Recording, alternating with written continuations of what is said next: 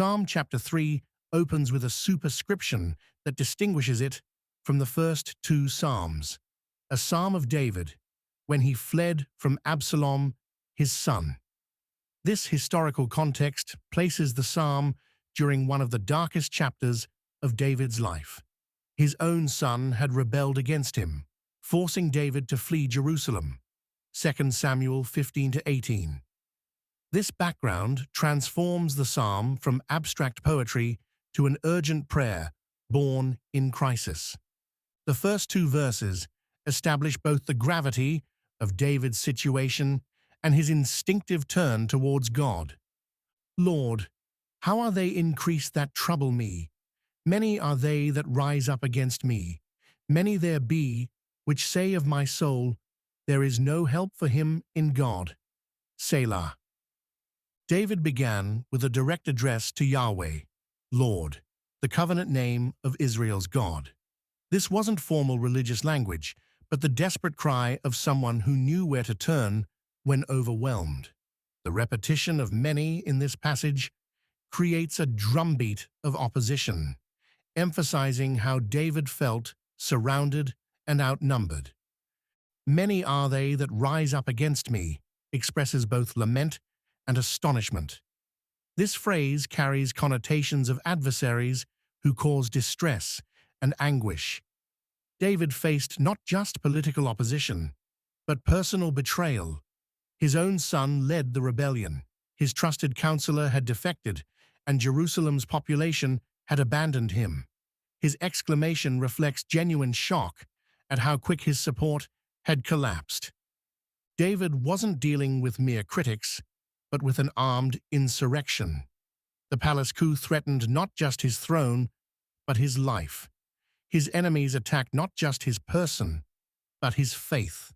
They proclaimed God had abandoned David, and that divine protection had been withdrawn from him. This represented their deepest attack, their suggestion that David's relationship with God had failed. This taunt struck at two levels. They claimed David faced both earthly defeat and divine rejection. His enemies weaponized theology and used it against him, interpreting his circumstances as evidence of God's judgment.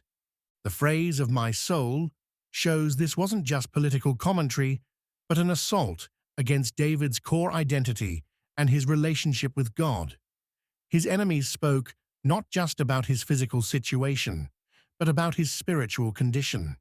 They claimed to know God's disposition towards him better than David did himself. For Christian readers, these verses resonate with experiences of both external opposition and internal doubt. When circumstances turn against us, the same whispers often come to our minds. Where is your God now? If he loved you, would you suffer like this? His enemies' taunt in verse 2 represents the universal temptation to interpret hardship as divine abandonment. This psalm's superscription connects these verses to David's specific historical crisis, but their emotional and spiritual content transcends David. They give voice to anyone who has felt overwhelmed by opposition and has questioned whether God remains with them in their suffering. The raw honesty of David's complaint creates a sacred space for believers to bring their desperate circumstances before God. What distinguishes David's lament from mere complaint was where he directed it, not to his supporters or to himself, but to the Lord. Even in articulating the depth of his crisis, he showed that his instinct, when in trouble, was to turn towards God rather than away from him.